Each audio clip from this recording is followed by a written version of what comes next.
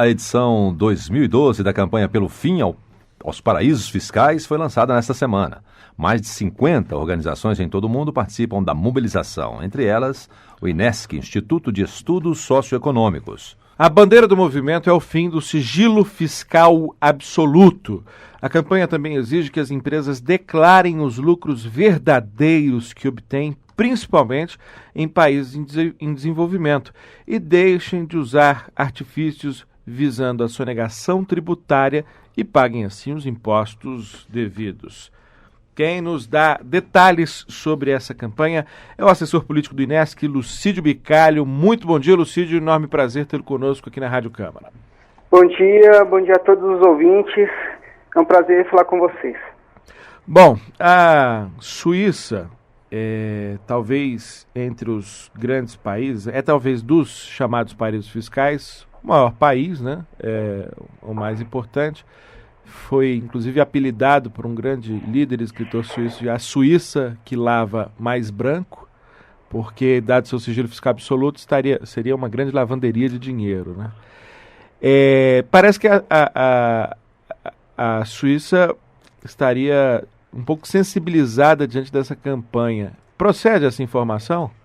Olha, procede, e a gente tem observado, a gente vai lançar um estudo hoje, mostrando que várias medidas foram tomadas pelo G20, né, em parceria com a OCDE, que é a Organização para a Cooperação e Desenvolvimento Econômico, no sentido de assinar acordos na tentativa de fazer com que esses países, né, diversos países no mundo que se associaram a essa iniciativa, elas troquem informação entre si, né, informações bancárias, a fim de coibir sonegação, ou seja, autoridades competentes teriam acesso às informações, né, bancárias dos países, inclusive, não só paraísos fiscais, que são conhecidos por esse nome, mas também jurisdições que são secretas, né, que têm sigilo bastante alto, como Áustria, Holanda, enfim. Uhum. Nossa pesquisa, a gente tem mostrado que o Brasil, né, tem um volume de fluxo financeiro bastante alto com Ilhas Caimãs, Áustria, Holanda, e os tratados que nós temos com esses países, ou eles não existem ou eles precisam ser reformados. Uhum. Esses fluxos de capitais para Holanda, Áustria e Suíça até tem alguma justificativa. Agora, quando a gente começa a ver fluxos muito absurdos para Ilhas Caimã, Seychelles, Ilhas Man e etc., aí é porque está claro uma intenção de esconder alguma coisa, né? Exatamente.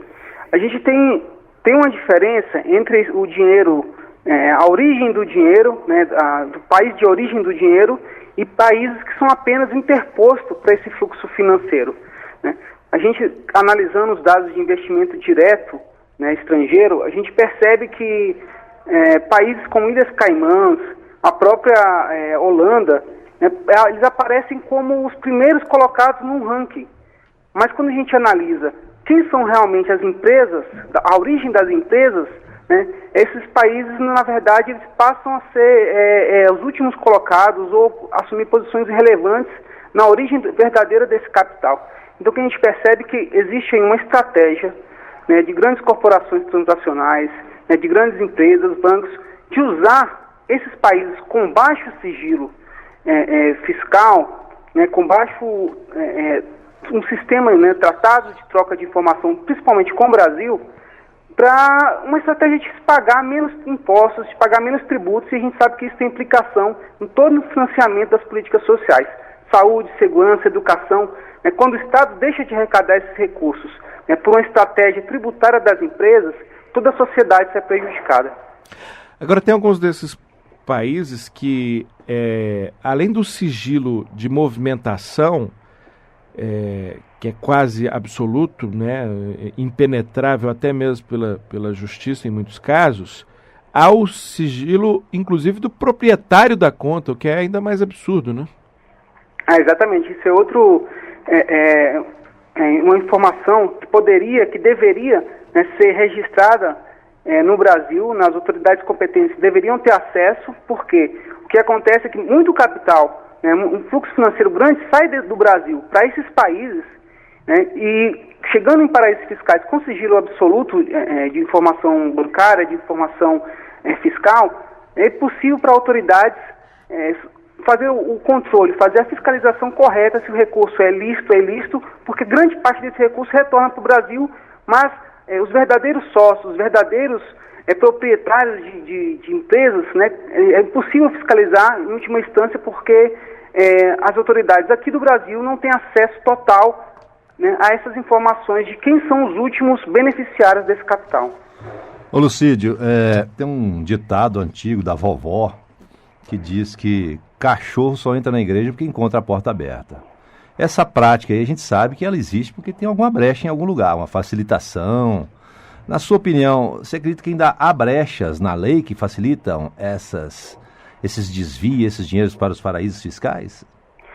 Sim, eu acho que o Brasil ainda, apesar de todo o esforço que houve no âmbito da OCDE para assinatura de tratados, a gente precisa reformar alguns tratados que são muito antigos, de 1976, 1980, com certos países, que são países desenvolvidos, né, como a gente já citou aqui, e outros países a gente nem existe o tratado ainda, propriamente dito, para essa troca de informações entre as autoridades competentes.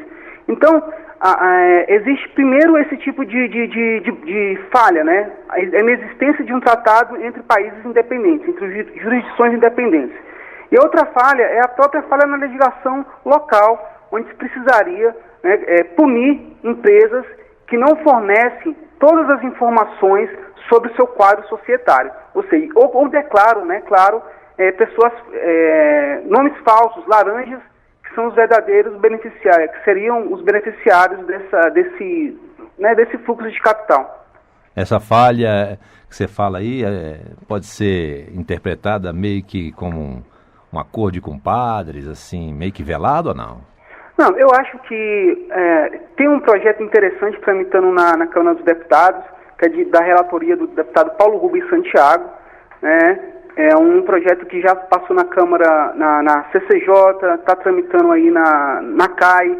Então, é um projeto que ele tem uma redação interessante, muito bem-vinda, que é no sentido de obrigar que todas as empresas, né, que não são brasileiras, ou seja, que têm sede em outros países, inclusive nos paraísos fiscais, que eles tenham a obrigação de declarar para as autoridades do Brasil todo e qualquer, né, todo o completo quadro societário, né, quem são os últimos beneficiários, né, dessas transações dessas empresas.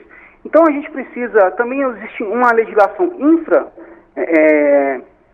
constitucional, legal, são regulações no âmbito da Receita Federal para tentar coibir e apertar a fiscalização, né, obrigar que empresas declarem essas informações.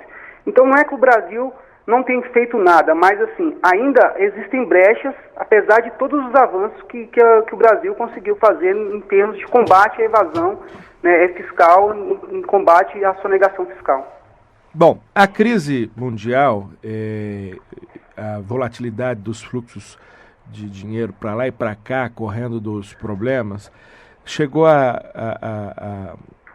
levou as autoridades financeiras do mundo inteiro a cogitar, inclusive, a criação de uma taxa, né? Uma espécie de CPMF global. E o que não é, inclusive, uma ideia nova, né? Já existe há muito tempo uma campanha mundial pela taxa Tobin, que é para taxar esses fluxos que às vezes agem de maneira criminosa, né? Especulando, entrando em países, destruindo a economia, saindo rapidamente, etc. Esse instrumento seria um bom instrumento de fiscalização também dos recursos, a exemplo do papel que a CPMF cumpria aqui no Brasil, pois já que se sabia a movimentação financeira, se tinha condições de fiscalizar melhor o conjunto das movimentações de um determinado ator financeiro?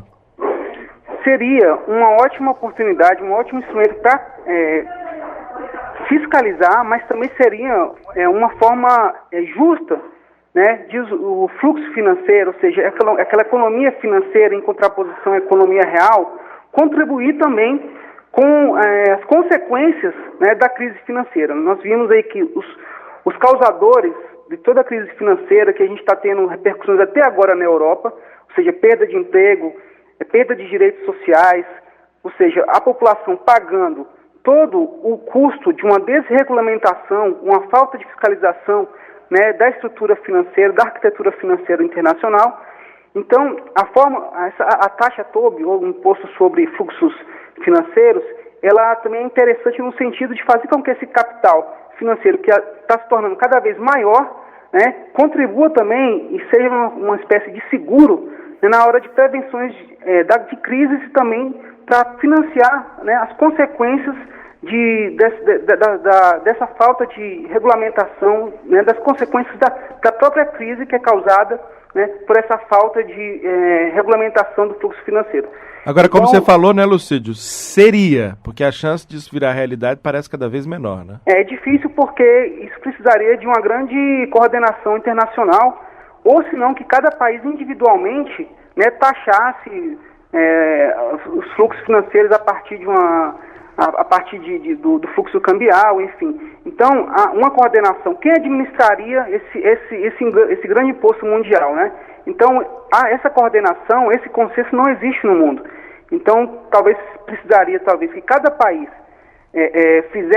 cobrasse essa taxa. A gente já está vendo aí na União Europeia algumas movimentações nesse sentido. É claro que ainda não existe nada concretizado, mas propostas que são colocadas, mas se não houver cada país assumindo uma atitude nesse sentido, no sentido de cobrar, né, da movimentação financeira uma taxa nessa transação que é muitas vezes especulativa, a gente não consegue taxar, coibir, né, esse grande volume de financeiro que transita pelo mundo, né? São bilhões e bilhões de dólares todos os anos.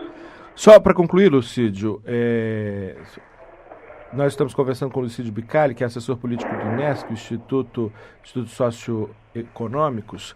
Para concluir, a campanha, que envolve mais de 50 organizações em todo o mundo, ela tem mecanismos de pressão ou ela só tenta fazer isso por meio de conscientização? Há alguma proposta, por exemplo, de boicote a esses países ou alguma ação junto à jurisdição internacional para que isso deixe de ocorrer, ou, infelizmente, o único mecanismo existente é mesmo da conscientização?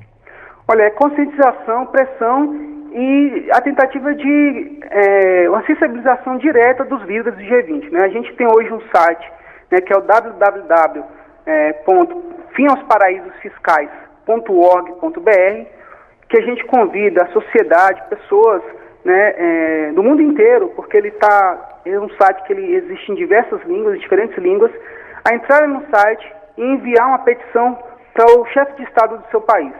Então, se a pessoa aqui entra a partir do Brasil, essa mensagem, né, exigindo medidas concretas dos líderes para coibir esse tipo, né, de medida, fiscalizar e também assumir compromissos concretos em relação a pôr fim aos paraísos fiscais, né, essa mensagem chega direto para a presidente Dilma, né, para a presidência da República, e no caso também, nos outros países, chegariam para os outros chefes de Estado. Então é uma forma também de a gente envolver as pessoas, a sociedade, além de que a gente tem aí uma articulação mundial, né, de organizações que tenta sempre, nas reuniões do G20, entregar uma carta formal, fazer uma pressão formal para esses líderes. Pode esbarrar também numa questão que pode ser fundamental, né? Se há interesse, né? No fundo aí, essa é a questão maior, né?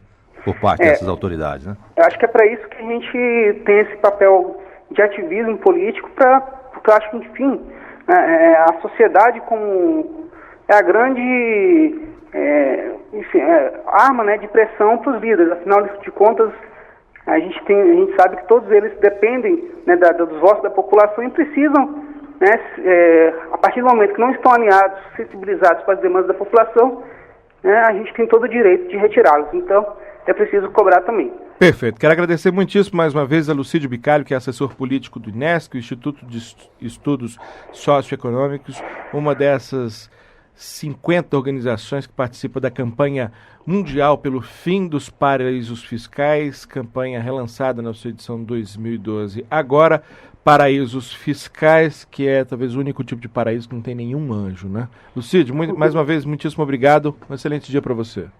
Eu que agradeço. Um abraço a todos. Bom dia. Um abraço a todos. Bom dia. Um abraço a todos.